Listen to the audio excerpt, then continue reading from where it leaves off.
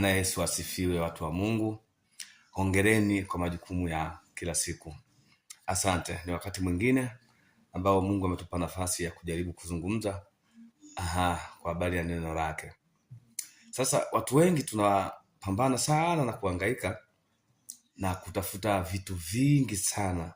Tumeambiwa mengi sana na watumishi wa Mungu hawa walioko katika ulimwengu huu wa sasa, na bila kujali au kusimamia ule msingi wa neno. Maana neno la Kristo ni kweli, na Yesu Kristo yeye anataka watu wafanyike kuwa wanafunzi, yani wajifunze neno la Mungu na walielewe, wahitimu katika neno. Maana katika neno ndio kuna ushindi wa mtu, katika neno ndio kuna ujuzi na ufahamu wa mtu. Unafahamu vitu vingi kwa habari ya Mungu kupitia neno lake. Sasa kuna watu tunatafuta, tunapambana, tunasikia habari nyingi, mafuta, sijui na nini, miujiza na kadhalika. Sasa basi, lazima ujue Yesu Kristo au watumishi wa wakati huo au nyakati hizo wa miaka hiyo iliyopita huko kabla ya sisi kuweko watumishi wa siku hizi, kwa nini walikuwa wanatumia mafuta? Yesu Kristo wakati anakuja duniani, ukumbuke kwamba watu wa wakati huo walikuwa wakiabudu miungu mingine, na walikuwa na imani zao ambazo wao walikuwa wanaziamini na kuzitukuza, na walikuwa na sheria ambazo ndizo zilikuwa zinawaongoza katika kuishi kwao.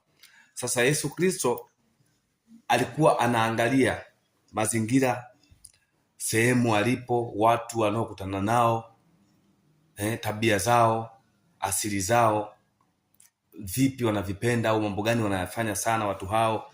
Basi na yeye sasa ndio anafanya jambo kupitia kile alichokuwa anakiona kwenye eneo husika. Ndio maana miujiza imefanyika katika maeneo tofauti tofauti, au katika mitaa tofauti tofauti, tuseme hivyo, au katika mikoa tofauti tofauti, kwa lugha nyepesi ya sasa hivi.